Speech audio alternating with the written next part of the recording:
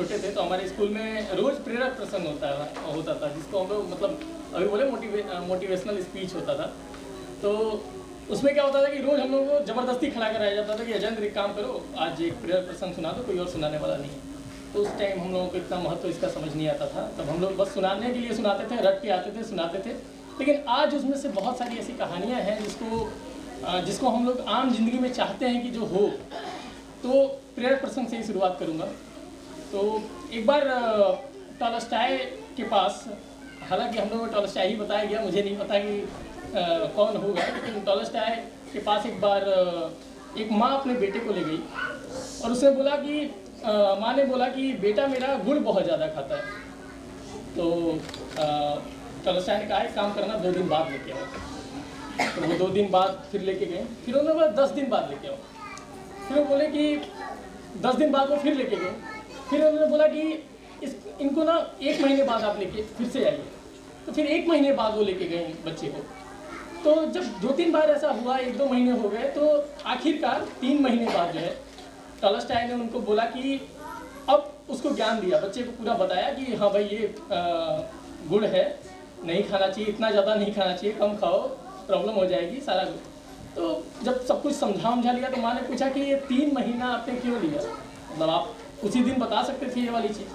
तो उन्होंने बोला कि उस टाइम मैं भी गुड़ बहुत ज़्यादा खाता था तो मैं पहले अपना गुड़ खाना छोड़ूं कोशिश कर रहा था, मुझे लगा 1 दिन में छूट जाएगा, फिर नहीं छूटा, फिर 2 दिन में नहीं छूटा, 10 दिन में नहीं छूटा, 3 महीने बाद मुझसे छूटा है। तो 3 महीने बाद ये उपदेश दे रहा हूँ।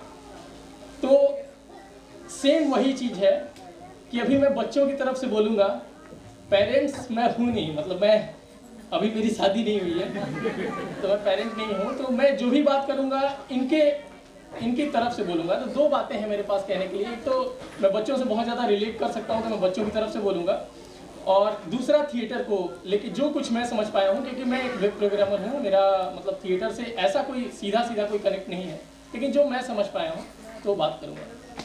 मेरे पापा के पास जब मैं मार्क्स लेके अपने जाता था 75%, 90%, अब तो 95% तक कहा जाता है ओके है, तो ABCD ये बात भी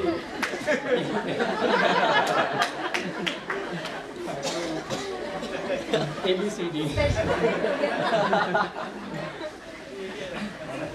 तो जब हमारे 70% होते थे, 80% होते थे, कभी कभी 90 पहुंच जाता था, हालांकि झूठ नहीं बोलूँगा कभी नहीं पहुंचता था, लेकिन जिनका पहुंच जाता था तो हम लोग अपने पापा के पास जाते थे, कहते थे देखिए ये 75% मैं लेके आया हूँ और ऐसा है।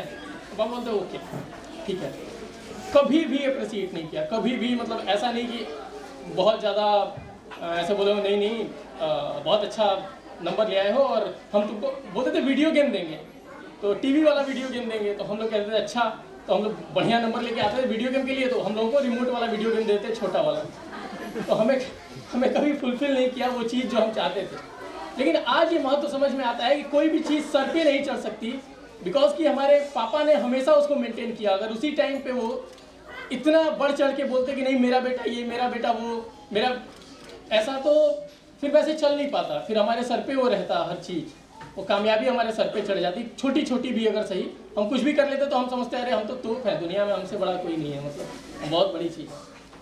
तो एक तो ये रही बात कि मतलब मैं जो कहूँगा कि अपने बच्चों को अप्रिशिएट करिए, ये उद्देश्य नहीं है क्योंकि मैं पेरेंट नहीं हूँ, लेकिन मैं जो सोच पाता हूँ एज अ स्टूडेंट कि अप्रिशिएट करिए, लेकिन कभी भी मेरा बच्चा सबसे अच्छा बनना चाहिए सोचना ठीक है, लेकिन मेरा बच्चा सबसे अच्छा है ये कंपटीशन लगा देना कि हाँ ये इससे कंपटीशन कर रहा है, तो ये मतलब मुझे लगता है कि कहीं ना कहीं हम लोगों को, हम एज ए स्टूडेंट हम लोगों को दुखी करता है, हम कर नहीं पाते, उतना फुलफिल नहीं कर पाते चीज़ों को। अब आता हूँ थिएटर पे। थिएटर वाला वाकया बहुत अच्छा है क्योंकि वो भी मुझसे रिलेट करता है। थिएटर पे सबसे अच्छा मुझे क्या लगता है कि एक आदमी, एक बच्चा या एक मैं जब थिएटर पे जाते हैं तो हम वो नहीं होते हैं जो हम होते हैं, हम वो होते हैं जो हमको होने के लिए उस पूरे एनवायरनमेंट में होता है। वो पूरा एनवायरनमेंट जो होता है, मैं पीछे सबको देख नहीं पा रहा हूँ ये लाइट की वजह से, पर मैं सबसे ये बताना चाहता हूँ कि हम वो नहीं होते हैं जो हम असली में होते हैं। हम सिर्फ वो होते हैं जो हमारे लिए वो पूरे इन्वायरमेंट को बनाया गया है कि ये हमारा इन्वायरमेंट है और इसके बीच में तुम्हारी ये एक्सप्रेशन है जो आने चाहिए, ये होना चाहिए। तो जब मैं अपने आप को देखता हूँ तो मैं बहुत अच्छे से रिलेट कर पाता हूँ कि जब मैं कहीं जाता हूँ संदीप के साथ और बोलते हैं कि अच्छा ये अजेंद्र हैं, इन्होंने ये जैसे मैम बता रही थी कि पलटन किया, वो किया, अच्छा तुम हो, ओके। तो मतलब एज ए स्टूडेंट ट्रीट करना है या कम ट्रीट करना, तो ये चीज़ हमें थिएटर सिखाती है कि हम कैसे अपनी चीज़ों को बनाए रखते हुए बैकएंड में रह सकते हैं। मेरा दोस्त उसको पेड़ बनने का दिया गया था मौका, पेड़ बन के खड़ा था पूरे थिएटर में। उसका एक काम था कि वो कोने में पेड़ बन के खड़ा था और सबसे ज़्यादा अप्रिसिएशन उसको मिली क्योंकि वो पेड़ बन के एकदम सीधा सपाट वैसे ही खड़ा रहना, न हिलना न डुलना, उसकी पत्तियाँ भी नहीं हिल रही थी। तो कितना मुश्किल होता है इस काम को कर पाना, थिएटर को कर पाना। जैसे अभी मैम ने भी बताया था कि जब बच्चे परफॉर्म कर रहे थे, बच्चे मतलब हमारे दोस्त जब परफॉर्म कर रहे थे मेरे में, तो वो लोग जब परफॉर्मेंस दे रहे थे तो आवाज़ बाहर से थी और उसको वो लोग साथ में सिंक कर रहे थे। कितना ज़्यादा मुश्किल है, कितनी आसानी से हम लोग कह देते हैं कि हाँ ये गलत हो गया, ये यहाँ पे इतना नहीं होना चाहिए, ऐसे नहीं होना चाहिए। कितना मुश्किल है उसको कर पाना कि वो जाके बच्चा उसको पूरा रिलेट कर रहा है कि हाँ कहाँ पे मेरा आना है, कौन से मार्क पे मुझे खड़ा रहना है, कि सब 3-3.5 साल के बच्चे। तो कितनी बड़ी बात है, अप्रिसिएट करना चाहिए ऐसी चीज़ों को, मतलब उत्साह और भी बढ़ाना चाहिए हमें थिएटर को लेके। फिल्मों को हम लोग जब देखते हैं तो फिल्मों में हम लोगों को बड़ा मतलब निकालते हैं कि हाँ ये फिल्म अच्छी है, ये फिल्म है, लेकिन थिएटर सोचिए वो लाइव हो रहा है, उसमें कुछ भी रिकॉर्डिंग नहीं है, कुछ भी ऐसा नहीं है छोटा छोटा हमने दिखा दिया और कर रहे हैं। तो जो मैं थिएटर से रिलेट कर पाता हूँ वो ये कि अजेंद्र होता है, अजेंद्र नहीं होता है जब थिएटर में होता है, वो कुछ और होता है, वो कुछ और रच रहा होता है। अगर थिएटर नहीं होता तो यकीन मानिए कि न इतना कॉन्फिडेंस मुझे होता कि मैं यहाँ पे आके आपसे बात कर रहा होता, न कुछ और होता। क्योंकि इस समय मैं बोल सकता हूँ कि मैं पलटन का को फाउंडर हूँ, मैं स्टॉप एसिड टैक्स में काम करता हूँ, बहुत सारी चीज़ें हैं मेरे पास बताने के लिए, शायद सबके पास बहुत सारी चीज़ें हैं बताने के लिए अपने अपने बारे में, सब अपने बारे में बहुत यूनिक है। लेकिन अगर थिएटर नहीं होता तो इस चीज़ को कहना मैं सिर्फ अजेंद्र हूँ, मैं क्या कहूँगा? मैं अगर सिर्फ अजेंद्र हूँ तो मेरे पास कहने के लिए आपसे क्या है? आप पेरेंट हैं, आप मुझसे ज़्यादा समझदार हैं, आप चीज़ों को बहुत अच्छे से समझते हैं, लेकिन मैं क्या कहूँगा? तो मैं तभी कह सकता हूँ जब मेरे अंदर कुछ ऐसी क्रिएटिविटी हो, जब कुछ ऐसा हो जो मैं आपको बता सकूँ। मैम ने अजेंद्र उर्मिला त्रिपाठी वाले पे बात की, तो 3-4 साल पहले उसको मैं जानबूझ के चाहूँगा कि मैं उसको बताऊँ आप सबसे। 4 साल पहले के आसपास हम लोगों ने मदर्स डे पे अपने नाम में मिडिल नेम जोड़ा था, अपनी मम्मी का नाम लगाया था, और हमें लगा था कि हमने कितनी बड़ी गलती की है उससे पहले हर जगह अपने फादर के नेम को लेने पे। हमने हर जगह, जब भी आप कहीं भी जाइए तो हर जगह सन ऑफ पापा का नाम, सन ऑफ पापा का नाम, ऐसे ही चलता रहा है। तो ये हमारे पूरे सिस्टम में है।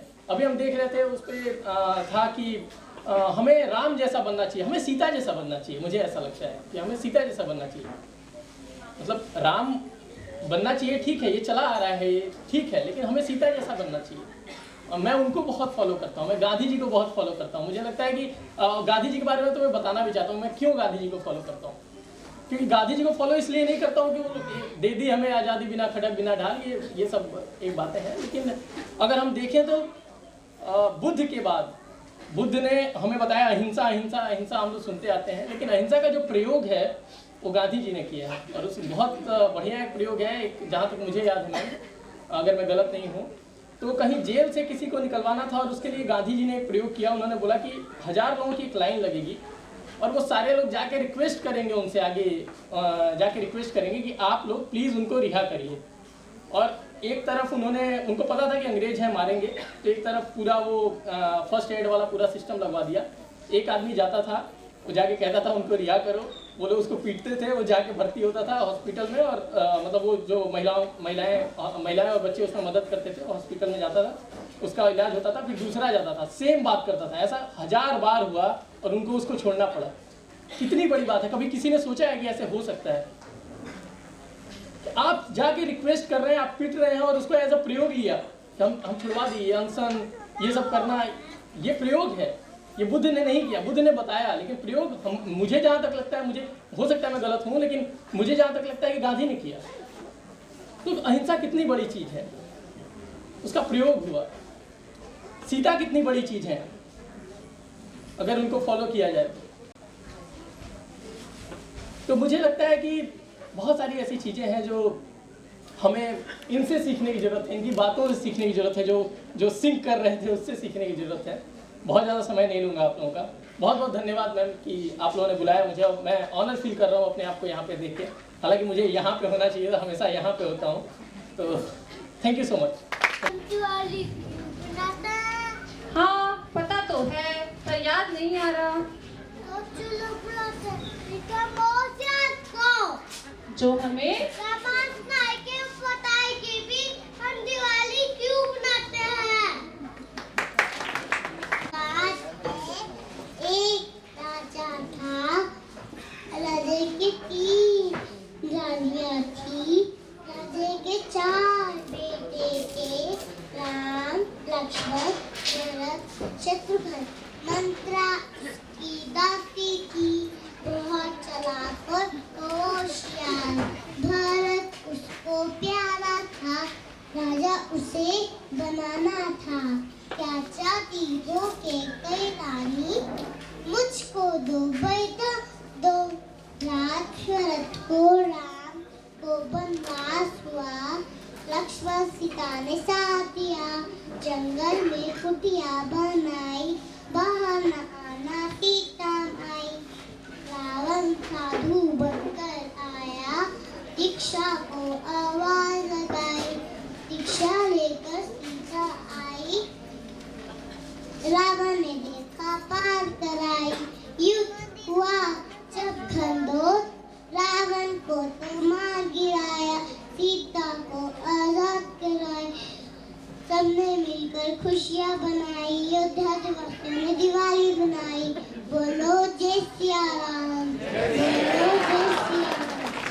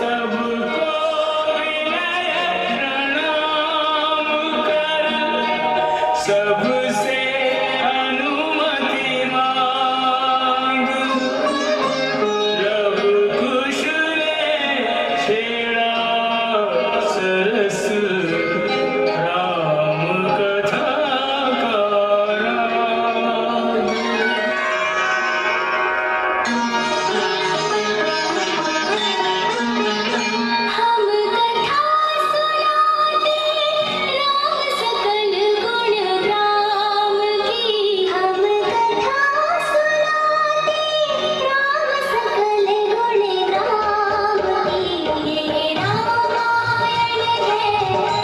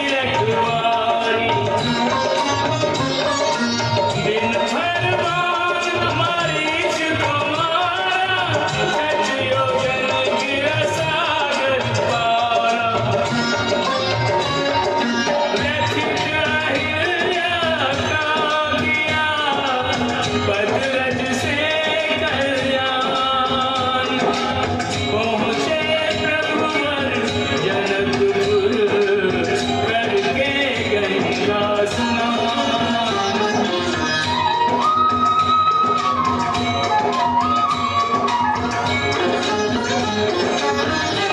सिया का भव्य स्वयंवर है, सिया का भव्य स्वयंवर है।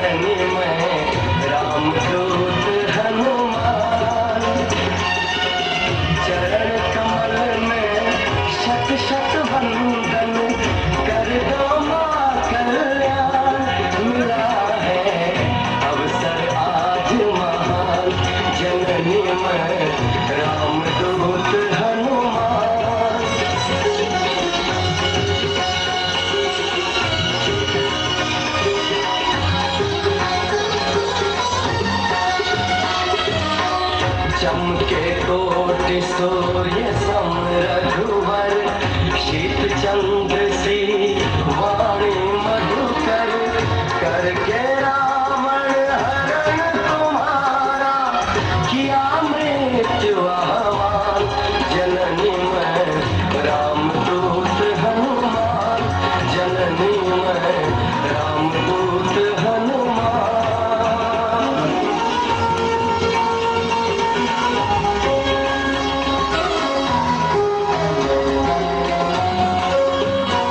सत्य वचन कहता माँ सीता हर पल प्रभु को तुम्हारी चिंता अश्रु नयन से झरत निरंतर व्याकुल है श्री राम जननी में रामदूत हनुमान जननी में रामदूत हनुमान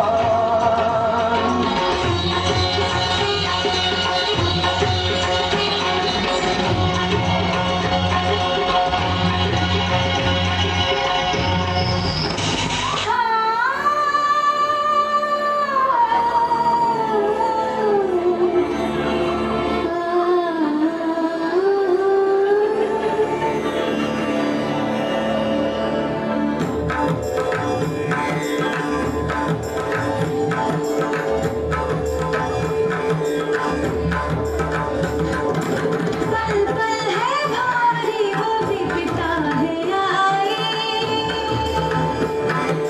मोहे बचाने आओ रघुराई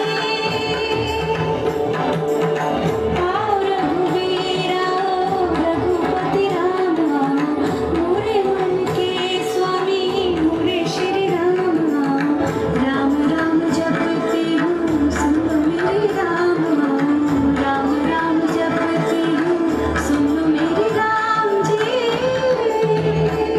बजे सत्य का डंका जले पाप की लंका किसी क्षण तुम आओ टकराओ सुन के लो मेरी दुहाई पल पल है भारी वो विपदा है आई मोहे बचाने आओ रघुराई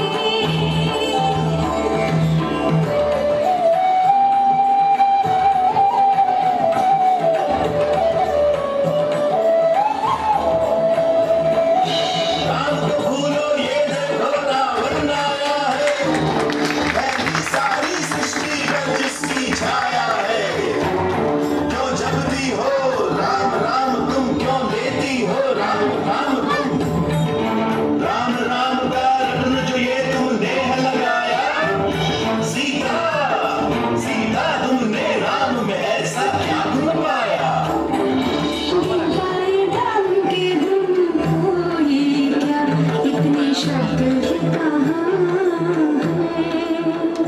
पहुँचेगा उस शिखर पे कौन भला मेरे राम जी जहाँ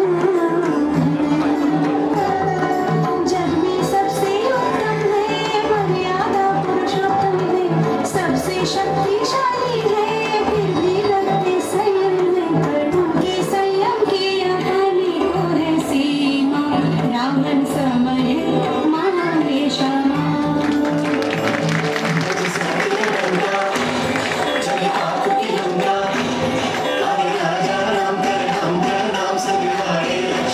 पल पल है भारी वो विपदा है आई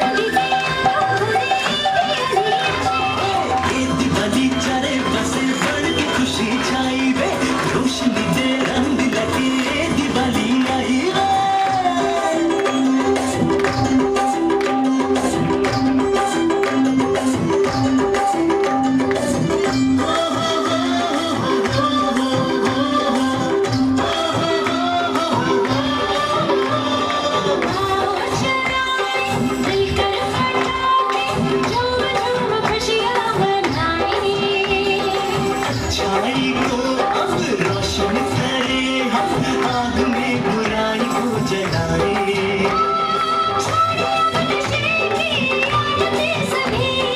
अब न हो जुए की चाहते कभी, दीपावली गली गली गली खुशी लावी रे, अजवाळानी चादर ओढी दीपावली आवी रे।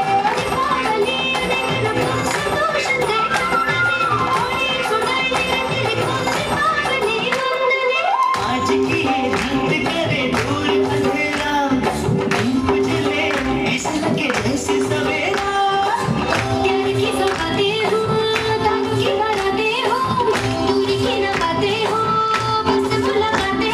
सबको यही देती संदेशा,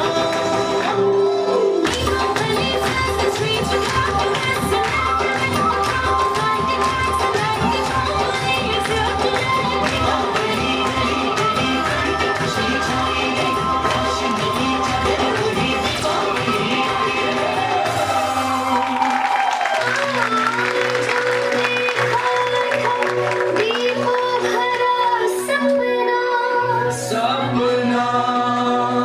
ये सब तो ठीक है दीदी, पर ये स्टाइल नहीं है अपना।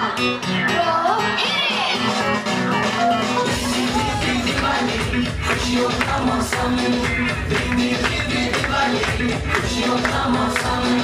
हम तो गाए full volume, full volume। हम तो गाए full volume, भाई full volume। पहन के हम तो गला बंद।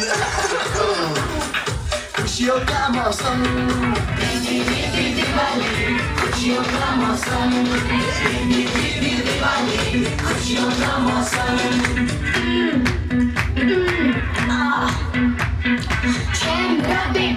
बर्फी 17 लड्डू खाली, 17 लड्डू खाली।